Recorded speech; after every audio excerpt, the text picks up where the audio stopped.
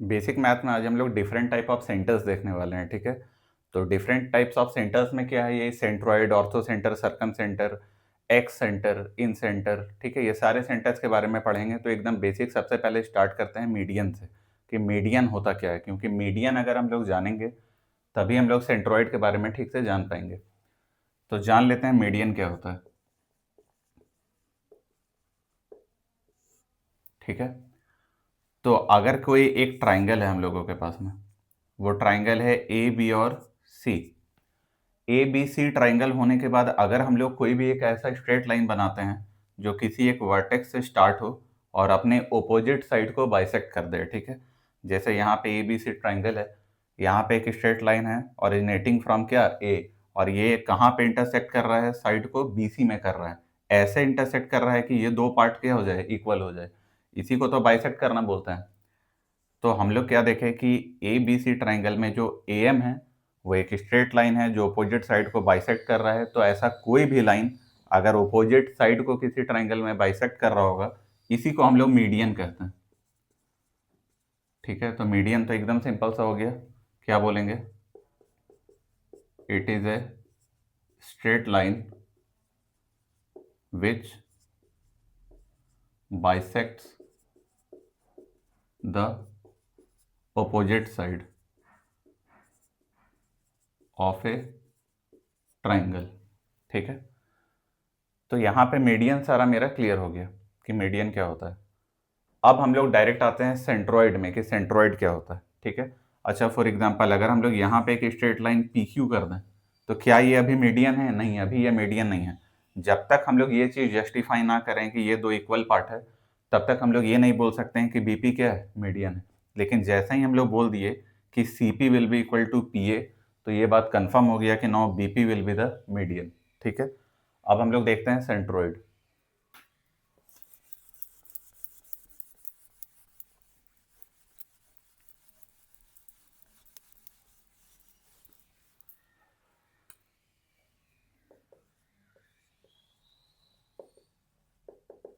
ये जो सेंट्रॉइड होता है इसको हम लोग ऑफिशियली डिनोट करते हैं कैपिटल जी से, ठीक है।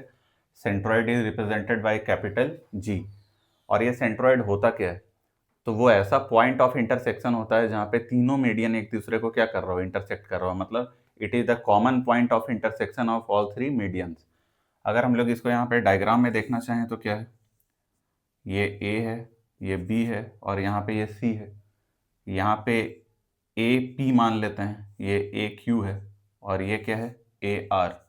ये दो इक्वल पार्ट है, ये दो इक्वल पार्ट है, और ये दो इक्वल पार्ट है। ये सिंगल डैश, डबल डैश और ट्रिपल डैश का मतलब क्या होता है? इसका यही मतलब होता है कि ये दोनों पार्ट इक्वल है, ये दोनों पार्ट इक्वल है, लेकिन ऐसा जरूरी नहीं है कि ये पार्ट इसके इक्वल हो जाए, ठीक है। इसी को हम लोग ऐसे रिप्रेजेंट करते हैं। तो हम लोग देख लिए कि यहाँ पे ए पी, ठीक है, बी क्यू, और कौन सा है, सी आर, ये तीनों क्या है, मीडियन, ठीक है। ये तीनों मीडियन। तो ये वाला जो पॉइंट है जहाँ पे तीनों मीडियन एक दूसरे को इंटरसेक्ट कर रहा है, इसी को हम लोग क्या बोलते हैं, सेंट्रोइड। और किससे रिप्रेजेंट करते हैं, जी से।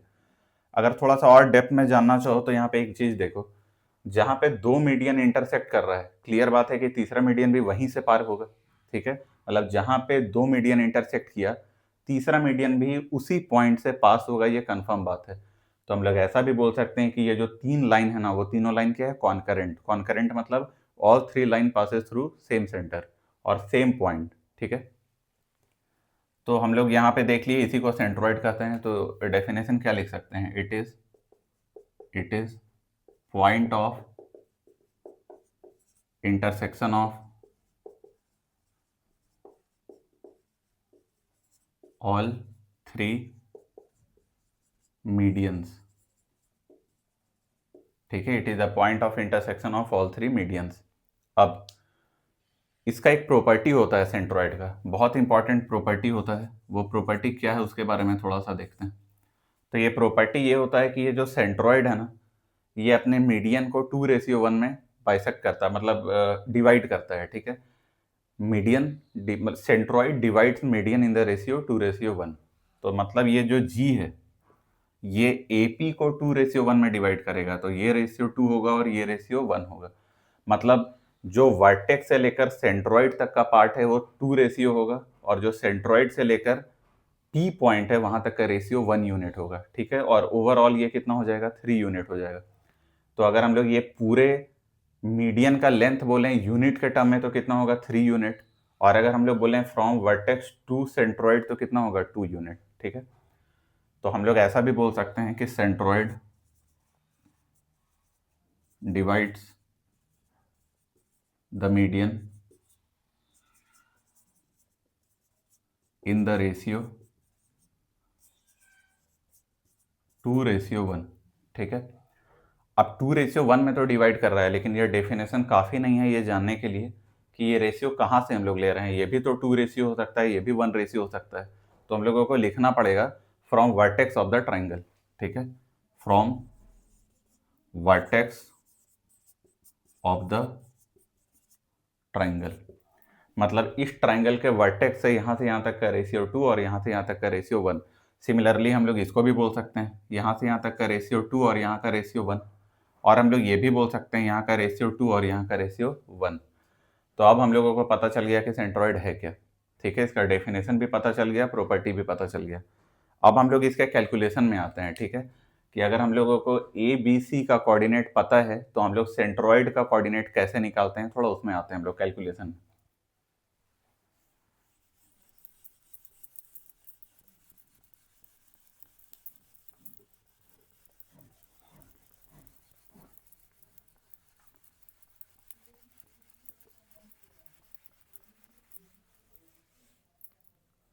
तो अगर मेरे पास एक यहाँ पे ट्राइंगल है, ठीक है, ये ए है, बी है और सी है।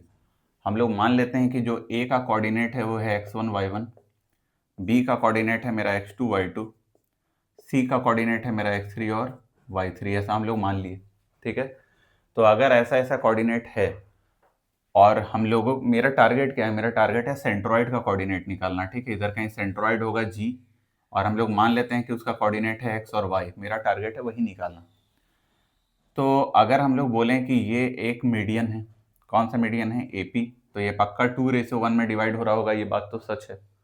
उसके साथ साथ ये इसको बाइसेक्ट कर रहा होगा, और हम लोगों को पता है कि अगर बाइसेक्ट कर रहा है तो ये तो मिड पॉइंट हो जाएगा, P will be the mid point of B and C। तो P निकालते कैसे हैं, दिस प्लस दिस बाई 2, मतलब x2 प्लस x3 बाई 2। और हम लोग दूसरा कैसे निकालते हैं, y2 plus y3 divided by क्या, 2। तो हम लोगों को फाइनली P का कोऑर्डिनेट निकल गया, P का मालूम हो गया, A का मालूम है, तो हम लोगों को G का निकालना है।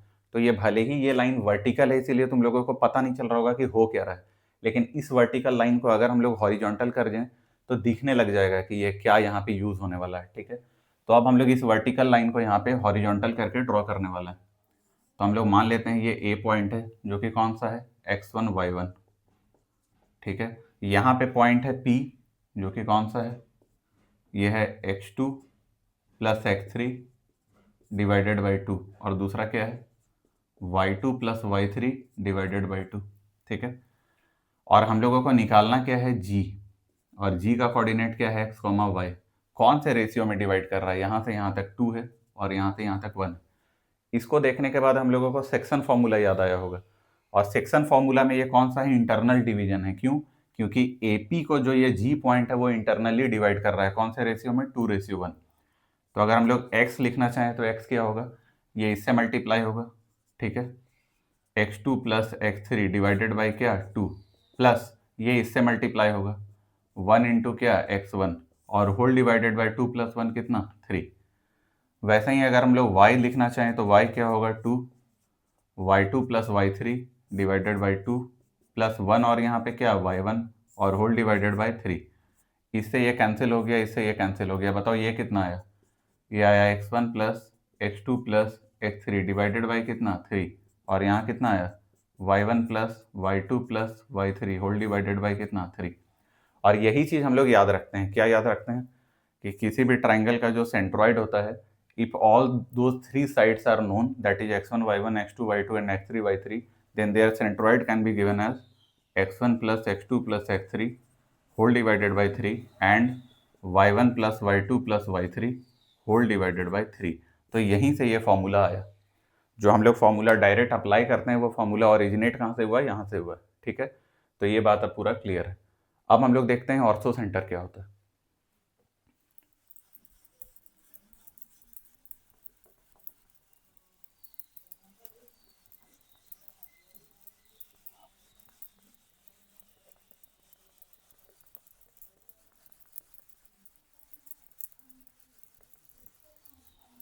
अब हम लोग बस मेन एक है ऑर्थो सेंटर, वो देख लेते हैं, सेकंड पार्ट इसका जो भी है ऑर्थो सेंटर।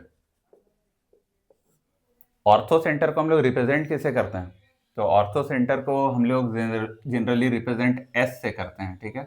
ऑर्थो सेंटर को किससे, एस से रिप्रेजेंट करते हैं। ये होता क्या है, तो ये अगर एक ट्राइंगल है, ये ए है, ये बी है और ये क्या है, सी है, तो ये point of intersection of all three altitudes of A triangle होता है। एल्टीट्यूड्स ऑफ ए ट्राइंगल मतलब यहाँ से अगर हम लोग 90 डिग्री का एक एल्टीट्यूड ड्रॉ किए, यहाँ से हम लोग 90 डिग्री का दूसरा एल्टीट्यूड ड्रॉ किए और यहाँ से तीसरा ड्रॉ कर दिए, ठीक है।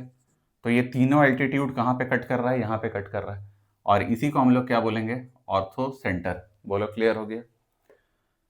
तो ये तो पता चल गया कि ये क्या है, तीनों जो एल्टीट्यूड्स है उसका कॉमन पॉइंट ऑफ इंटरसेक्शन है, ठीक है। और रिप्रेजेंट किससे करते हैं, एस से करते हैं, बस यही इतना ही नॉर्मल सा चीज़ है। अब इसका फाइनली कैलकुलेशन होता है, तो ठीक है, कैलकुलेशन जैसे अगर ये पॉइंट है x1 y1, ये वाला पॉइंट है x2 y2 और ये वाला पॉइंट है x3 और y3, और अगर मेरे से बोले कि h का कोऑर्डिनेट निकालो, जो कि h है क्या, x और y, तो हम लोग कैसे निकालते हैं, तो x को लिखते हैं, यहाँ से स्टार्ट करते हैं, x1 tan a, ठीक है, plus x2 tan b plus x3 tan c और whole divided by tan a plus tan b plus tan c, ठीक है। सिमिलरली अगर y लिखना हो तो क्या करेंगे, y1 tan a plus y2 tan b plus y3 tan c और whole divided by tan a plus tan b plus tan c। तो ये बात क्लियर हो गया होगा, ठीक है। लेकिन मेन बात ये है ना कि जब हम लोग ओवरऑल IIT का क्वेश्चन सॉल्व करते हैं तो इसका यूज भी नहीं करते हैं। ये बस इसलिए पता होना चाहिए क्योंकि अदर इंजीनियरिंग एग्जाम में हो सकता है डायरेक्ट फॉर्मूला पूछे, लेकिन अगर मेन ऑर्थो सेंटर का भी निकालना है तो हम लोग इसका यूज नहीं करते हैं। अगर ऑर्थो सेंटर निकालना हो और 3 कोऑर्डिनेट पता है तो उसके लिए अलग अप्रोच होता है, जो कि हम लोग स्ट्रेट लाइन जब पढ़ेंगे वहाँ पे पढ़ेंगे। अभी बस थोड़ा सा आइडिया दे देते हैं कि कैसे करते हैं। देखो, ये 2 पॉइंट पता है तो इसका हम लोगों को स्लोप पता होगा, ये जो BC है उसका स्लोप क्या होगा पता होगा। तो अगर हम लोग को BC का स्लोप पता चल गया तो इसके परपेंडिकुलर लाइन का स्लोप पता चलेगा कि नहीं, क्यों, क्योंकि इसका स्लोप अगर m1 है, इसका m2 है, तो m1 इंटू m2 क्या होगा, -1। तो हम लोगों को इसका स्लोप भी पता चल जाएगा, और इसका स्लोप पता चलने के बाद किसका, AP का, वो जो AP है वो एक पॉइंट से पास कर रहा है, कौन सा, A, उसका कोऑर्डिनेट भी पता है। और किसी भी स्ट्रेट लाइन का इक्वेशन निकालने के लिए 2 चीज चाहिए होता है, एक वो किस पॉइंट से पास कर रहा है और दूसरा उसका स्लोप। तो पॉइंट भी पता चल गया, स्लोप भी पता चल गया, तो AP का इक्वेशन आ जाएगा। सिमिलरली हम लोग को AB का स्लोप पता है तो इसके परपेंडिकुलर CR का भी स्लोप पता चल जाएगा, और इसका स्लोप भी पता चल जाएगा, इसका पॉइंट भी है तो CR का इक्वेशन भी पता चल जाएगा। और किसी भी स्ट्रेट लाइन का इक्वेशन क्या होता है, एक्स वाई में लीनियर इक्वेशन होता है, तो इसका भी लीनियर इक्वेशन आएगा, इसका भी लीनियर इक्वेशन आएगा। दोनों को जब हम लोग सॉल्व करेंगे तो एक्स और वाई का अलग अलग वैल्यू आएगा, वही क्या है, ऑर्थो सेंटर। ये बोलने में बहुत बड़ा लग रहा है, सॉल्व करने में तुरंत सॉल्व हो जाता है, ठीक है। तो अगर ऑर्थो सेंटर निकालना हो तो हम लोग उस अप्रोच से निकालेंगे, ठीक है। अब नेक्स्ट वीडियो में हम लोग पढ़ेंगे सर्कम सेंटर, इन सेंटर, ये सब के बारे में। अभी थैंक यू।